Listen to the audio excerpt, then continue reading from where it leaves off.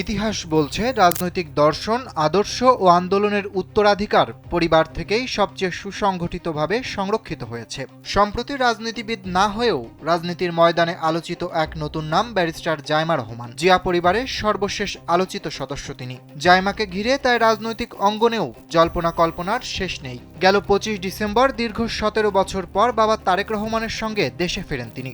এরপর প্রকাশ্যে যতবারই এসেছেন প্রতিবারই নিজের উপস্থিতিতে কেড়েছেন সবার নজর। জিয়া পরিবারের তৃতীয় প্রজন্মের এই সদস্যকে ঘিরে সাধারণ মানুষের আগ্রহ প্রতিনিয়ত বাড়ছে।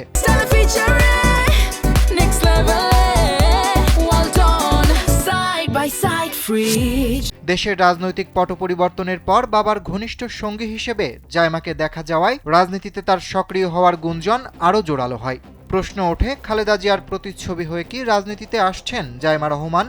এই প্রশ্নে সরাসরি খোলামেলা উত্তর না দিলেও বিষয়টি উড়িয়ে দেননি বিএনপির নেতা আমির খসরু মাহমুদ চৌধুরী।